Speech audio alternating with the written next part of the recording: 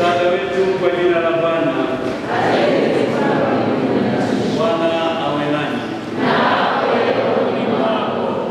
Zibariki Biblia hizi. Tuombe.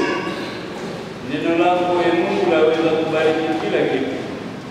Basi ubariki Biblia hizi na wabariki wote watakaotumia. Yeyote akitumia Biblia hizi kwa kadiri ya sheria na mapenzi yako na akikushukuru kwa kuita jina lako takatifu, mjalie kwa enzi yako afya ya mwili na salama ya roho. Na kwa maandiko haya matakatifu ajaliwe mwanga wako